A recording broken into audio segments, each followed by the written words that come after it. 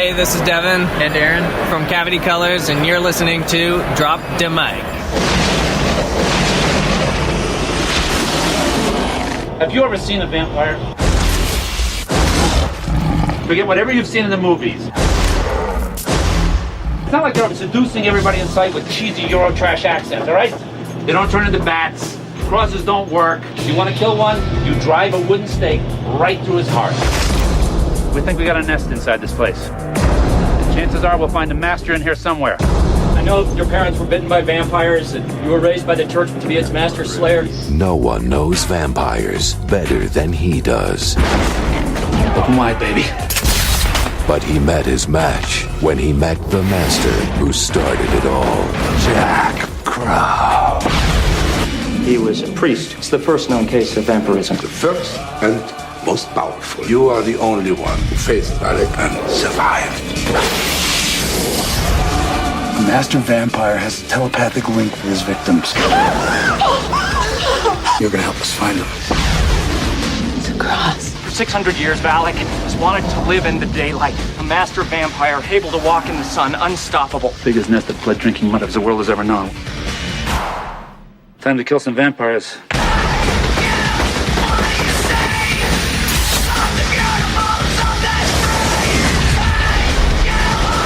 Get behind us! Come on! Come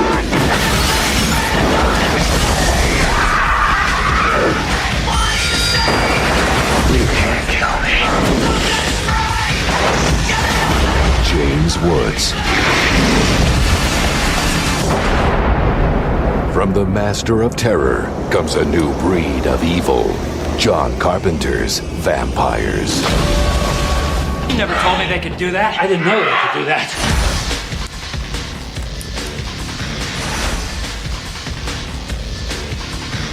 Hey, and welcome back to our San Diego podcast. I am your host, Wesley Swanson, and alongside me, we have our faithful co-hosts, Mr. James Warney and Diego Luna. What's up, guys? What is up, brah? This is episode 136, Prepare for the Dawn. This was actually my pick for the week, and we will be revisiting John Carpenter's neo-western horror flick, Vampires. If you haven't seen this or feel like you need a refresher, stream it for free on Crackle right now. Yeah. Yes. So here's your spoiler alert. Oh, yeah. We did. But before we sink our teeth into that huge slice of late 90s nostalgia, we got some pop culture news coming up for you right now.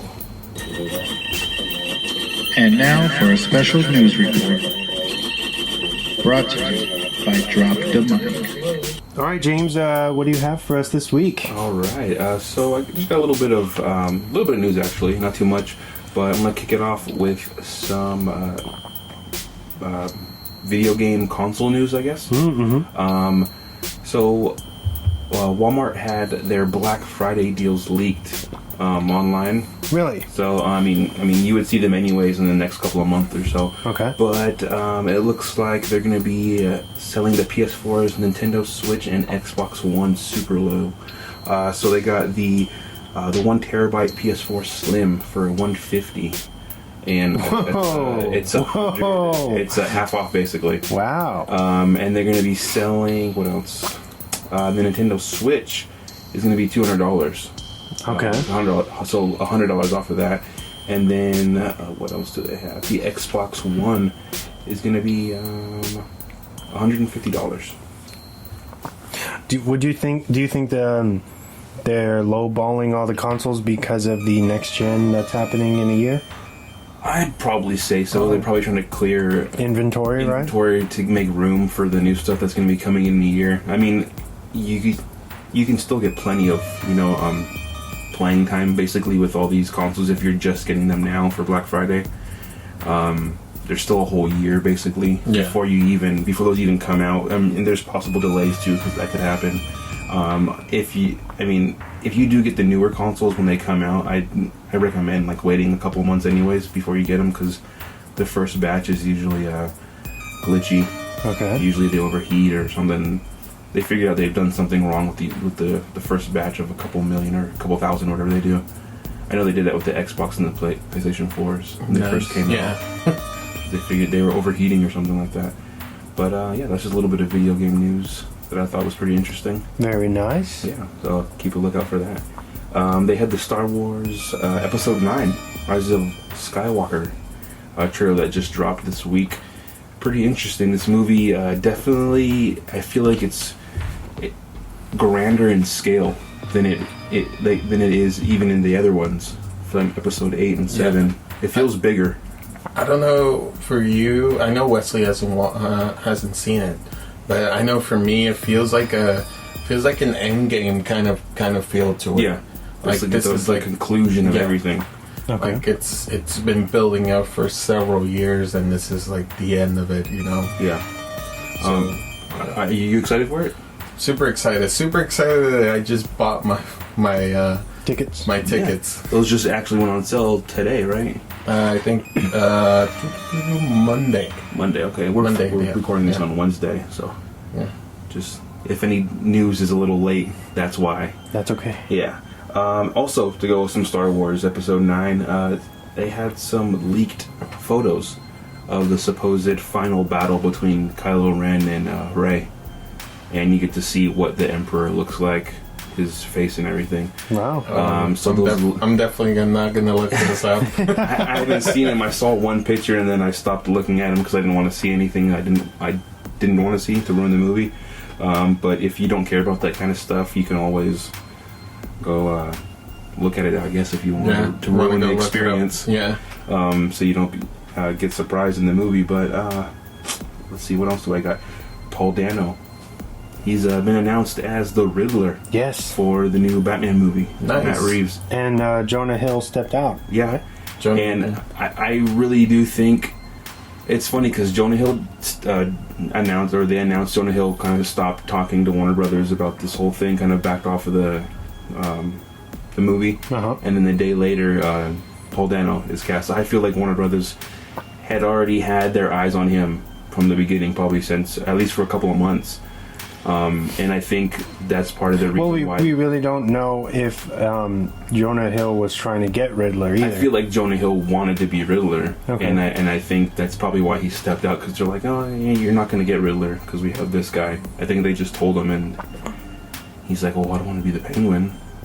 And it's like, yeah, you kind of look like him. So. I think they kind of stereotyped him for that role. And that's the thing too. I mean, Jonah Hill, he has the body type for a penguin. Yeah. If you wanted to cast him as that, I mean, even though he does lose weight, his weight fluctuates and stuff. But for the majority of his career, he's looked pretty much like a penguin or a penguin character. Yeah. If you want to put him in that category. Can I ask a question? Who would you cast to play that character? To be honest, I don't even know. I'd rather have it be someone like an ideal penguin. Yeah, like a substitute if Jonah Hill's not an option. To be honest, I wasn't too excited on the Jonah Hill, even being the Penguin. So I'm kind of glad he's not in it. I feel like he would take away from the character. Yeah. Okay. But to say who I would want to be the Penguin, I don't know. I'd have to. Do some kind of brainstorming, for a couple hours, I guess, to kind of figure that out. I don't really have someone in mind. I know they're actually, I think I told you, they were eyeing Seth Rogen for a minute. Oh, really? When they were after the... I could see that, too. Here we go. Bill Murray has confirmed that he has worked on the 2020 Ghostbusters movie. It's already been confirmed. He actually said he did some filming for that movie, and he said, I think they're going to be happy with this one. Yeah. So I know he was the last one we were waiting for that confirmation. Yeah. So that's pretty rad. He's excited for it. I guess at least that's what I take from it. I think he's looking forward to that movie, just to be a part of that. It says a lot because he refused to come back, and so it's really cool that they got him to come in any capacity, you know. Right. What else do I have? Some interesting news with what's his name, Jeremy Renner, who plays Hawkeye. He's getting into some legal troubles with his ex-wife over. They're basically fighting over their child. Who's going to get custody, basically. and she's actually thrown some allegations that he's hooked on coke, and he went on these binges of drugs and alcohol, and actually threatened to kill her and himself because their daughter, he said supposedly that their daughter, if she can't live with him, then she doesn't need to live with any of them. Oh, supposedly. Whoa. Don't know if that's true or not. And a couple of days after those allegations were thrown out, he actually went on record and said that she's a sex-obsessed person who is just trying to drag his name through the dirt and kind of ruin his career and it's scary because either one of them could be lying, and it just sounds like a toxic relationship. Yeah. So I hope they can figure that out. And also about I know he's supposed to be getting a Hawkeye show. Mm-hmm. From reports, I guess Disney is actually looking at options to kind of replace him or just remove him entirely in case this does go south. And he's already getting his name dragged through the dirt, so I don't know if Disney wants to be a part of that. They're getting into a James Gunn situation where they might have to separate themselves from him, at least for a little bit. Yeah. So we might not get a Hawkeye show, which kind of sucks. I liked his character a lot. Would you think DC will pick him up? Of course. DC will be like, yeah, come on over here. We'll take you. Don't worry. We took James Gunn. Yeah. So my last bit of news, we have Daniel Kaluuya. I don't know how to say his last name. He was from Get Out, the main guy. He is actually looking to resurrect Barney and bring him back in a movie.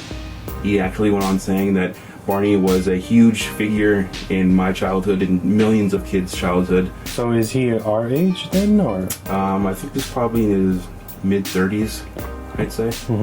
But he just said he doesn't really like how Barney kind of just disappeared and he's not around anymore.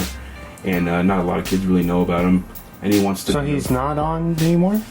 I don't know. He's just saying that in modern day, he's not really around. A big factor in kids' lives and stuff like that. And he wants to, reinvigorate that character and kind of bring him back and make him relevant with kids. Yeah. I think that's pretty cool. He's actually teaming up with... he's going to be a producer on the movie. Okay. Executive producer. Wow. So he's teaming up with Mattel. Very cool. To get that started. I think that's a really cool... curveball. Ambitious type of thing. Yeah, I wouldn't expect that. I wouldn't expect Barney to be relevant again. But I grew up watching Barney as a kid. I think... and with the... living in this age of nostalgia, a lot of the parents will be totally on board with that and be like, oh yeah, let's do this. And I know that he's trying to do I think it's a live action movie, and then probably develop it into a TV show. Okay, alright. But that's the last bit of my news. Cool. Diego, anything for us this week? Yes, I actually wanted to bring this up, talking about gaming. The WWE 2K20 came out, and from the hashtags that have been going on Twitter and Instagram, fix WWE 2K20. Sony today have refunded a bunch of PS4 users that bought 2K20. So the problem is that a lot of people bought the collector's edition, didn't get the items that were promised. The graphics were pretty shitty. Really? So Sony went out of their way and refunded a bunch of refunds, and I've heard several people say that some of the refunds have been denied. So hopefully over the next couple of days. It's released on all platforms, yes, right? So what's Microsoft and everybody doing? We don't know yet? No, we don't know yet. So hopefully we get those fixed and stuff. So I dropped off of those video games a while ago. So I thought it was a cool thing to say, but no, I'm not taking away from you, of course. No. I just saw it all the time, and it was just like it's terrible when video games promise you something and then they come out with something very, very different. Or lackluster. Yeah. Maybe they rushed the process. That could have been it too.